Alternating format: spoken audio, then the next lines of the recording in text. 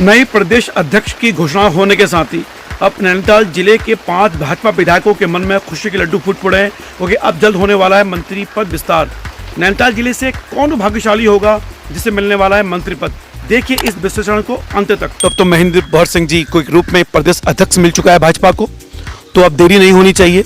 इसी कारण से मंत्री विस्तार पद रुका था, अब मंत्री पद विस्तार होना अति आवश्यक हो गया है और बहुत जल्द आपको मंत्री विस्तार होना दिख सकता है। हाय, मैं रवि के बिंदास बोल में आपका स्वागत है।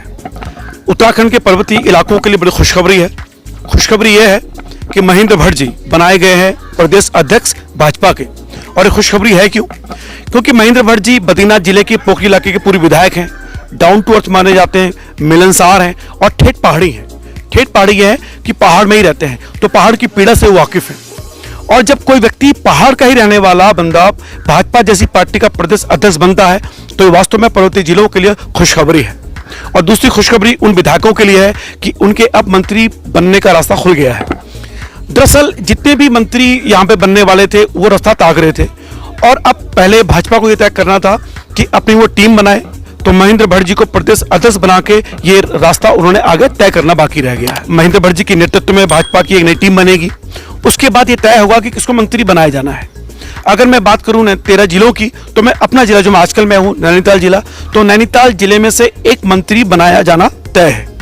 नैनीताल में कुछ 6 विधानसभा सीटें हैं, जिनमें से 5 भाजपा के खाते में है और 1 कांग्रेस के खाते में गई, जो हल्द्वानी की विधानसभा सीट है। लाल कुआं मोहन सिंह बिष्ट जी भाजपा के, रामनगर से दीवान सिंह बिष्ट जी भाजपा के, भीमताल से राम सिंह केड़ा भाजपा के, नैनीताल से सरिता आर्य जी भाजपा की और कालाढूंगी से बंशीधर भगत जी भाजपा के। अब इन 5 भाजपा विधायकों में से 3 ठाकुर हैं, 1 ब्राह्मण है और 1 अनुसूचित जाति की है। अब यह तय है कि इस बार जो नैनीताल जिले को एक मंत्री पद मिलना है, उनमें से एक सीट है वो मिलने वाली है एक ठाकुर विधायक को। अब इन 3 ठाकुर विधायकों में मोहन सिंह बिष्ट लाल कुआं, भीमताल से राम सिंह केड़ा और रामनगर से दीवान सिंह बिष्ट जी, कौन बनेगा मंत्री?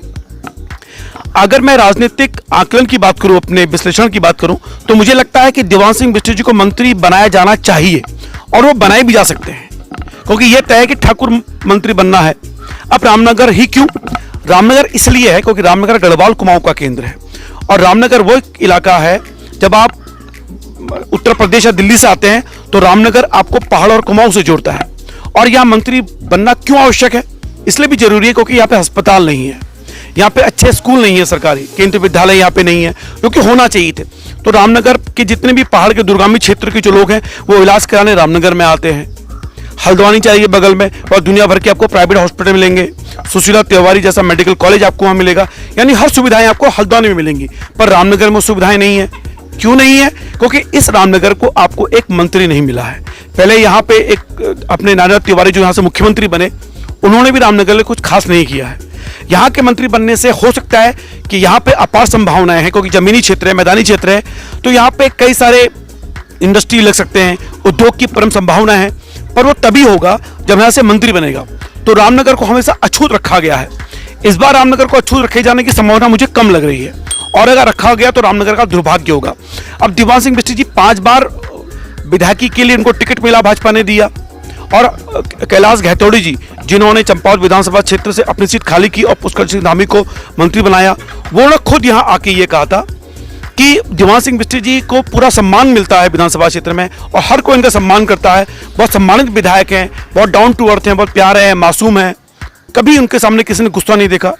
तो उन्होंने एक इशारा किया था कि शायद इस बार पुष्कर सिंह धामी की नजरों में है दीवान सिंह बिष्ट। दीवान सिंह बिष्ट के मंत्री बनने से फायदा ये होने वाला है कि आपको अस्पताल भी बड़ा मिल सकता है, आपको उद्योग खुलने की संभावनाएं हैं, यहाँ की सड़कें जो जुड़ रही हैं उनकी भी संभावनाएं बढ़ सकती हैं, यानी कि कुल मिला के रामनगर एक चहुमुखी विकास की ओर बढ़ सकता है। क्योंकि एक बार दीवान सिंह बिष्ट जी से मैंने अनौपचारिक बातचीत में पूछा था कि विधायक और मंत्री में क्या अंतर होता है। उन्होंने कहा मंत्री बनने से ये होता है अधिकारी सुन लेते हैं, आवाज सुनी जाती है। तो सुनिए कितना महत्वपूर्ण एक मंत्री का होना।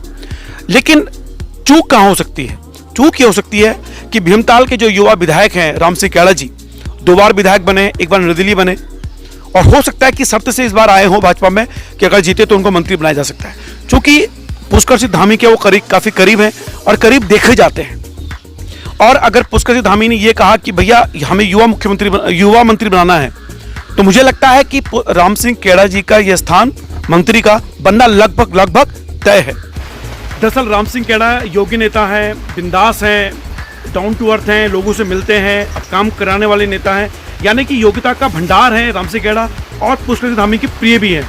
इसलिए मैंने कहा कि राम सिंह खेड़ा जी को मंत्री बनाए जाने की संभावना इसलिए है क्योंकि कई सारे गुण ऐसे हैं युवा होने के कारण जो उनके पक्ष में जाते हैं। अब मोहन सिंह बिष्ट जी की बात करूं तो उनको मंत्री पद में वो लाइन में नहीं है। क्यों नहीं है? क्योंकि वो पहली बार विधायक बने हैं। लोग ये कह सकते हैं कि हरीश रावत जैसे पूर्व मुख्यमंत्री कद्दावर नेता को उन्होंने 14,000 वोटों से हराया है, पर मुझे लगता है कि योग्यता के हिसाब से, यानी कि ये भूमिका नहीं होती है कि अगर किसी को 14,000 वोटों से आपने हराया है, पूर्व मुख्यमंत्री को आपने हराया है, तो ये योग्यता का आंकड़ा नहीं हो सकता मंत्री के लिए। मेरी अपना ये सोच है। फिलहाल किसी भी हाल में मुझे नहीं लगता कि मोहन सिंह बिष्ट जी मंत्री बनाए जा रहे हैं। तो सिर्फ 2 नाम रह गए हैं, राम सिंह खेड़ा भीमताल से और देवांश सिंह बिष्ट जी रामनगर से।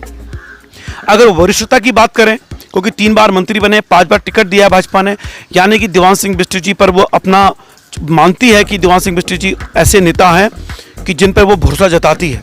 तो मुझे लगता है कि देवांश सिंह बिष्ट जी को मंत्री बनाया जा सकता है, बनाया जाना चाहिए। अब देखते हैं कि देवांश सिंह बिष्ट और राम सिंह खेड़ा में कौन बनते हैं मंत्री। फिलहाल अगर मेरी बात की जाए, मेरा जो दिमाग कहता है और दिल कहता है कि देवांश सिंह बिष्ट जी मंत्री बनाए जा रहे हैं, बनाए जा सकते हैं। लेकिन जो एक भाजपा की जो नई शैली है उसके हिसाब से मुझे लग रहा है कि राम सिंह खेड़ा जी इस लाइन में है। बंशीधर भगत जी नहीं बना सकते क्योंकि भले ही वो वरिष्ठ हैं और इस बार ठाकुर की सीट तय है, और ये कहा जा रहा है कि इस बार तो शायद इस बार बंशीधर भगत जी का टिकट मिलना भी मुश्किल से था, लेकिन उनको टिकट मिला। लेकिन मुझे लगता है कि उनको मंत्री पद नहीं मिल रहा है। अगर मिल जाए, हालांकि ये भाजपा है, कुछ भी हो सकता है यहाँ पे।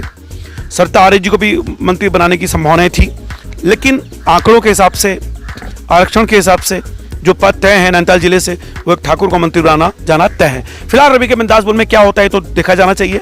फिलहाल इस बार भाजपा खुश है कि उनको एक पहाड़ से अध्यक्ष मिला है महेंद्र भट्ट सिंह जी के रूप में, और सबसे मिल के बात करना, प्यार से बातें करना, और कई जो उनके करीबी हैं बड़े खुश भी होंगे। मैं भी बड़ा खुश हूँ क्योंकि मैं उनसे एक बार मिला हूँ, और उनकी सौम्यता को देखकर मैं कह सकता हूँ कि पर्वतीय क्षेत्रों का एक नया विकास निश्चित रूप से होने वाला है। और परिसीमन के मुद्दे पर मैं उनका इंटरव्यू आपके सामने रखूंगा। तो परिसीमन की भी बात करूं तो मुझे लगता है कि उत्तराखंड के जो पहाड़ी इलाकों में जो भौगोलिक स्थिति से परिसीमन होने की जो संभावना है वो अब बढ़ गई है, क्योंकि महेंद्र भट्ट जी पर्वतीय क्षेत्रों की विधानसभा सीटें इस बार कम होने नहीं देंगे। फिलहाल रवि के बिंदास बोल में अगर आप यहाँ तक आए तो मैं चाहता हूँ कि चैनल को सब्सक्राइब करें, जो आपका अपना चैनल है रवि के बिंदास बोल। अगर आप फेसबुक में देख रहे हैं तो प्लीज़ इस पेज को फॉलो करना ना भूलें, और अगर आप यूट्यूब में देख रहे हैं तो उसे सब्सक्राइब करना ना भूलें, जो आपका अपना चैनल है। फिलहाल मुझे लगता है कि देवांश सिंह बिष्ट जी को अग्रिम शुभकामनाएं दे देनी चाहिए, क्योंकि मानसून सत्र से पहले पहले मंत्री पद का विस्तार तय है।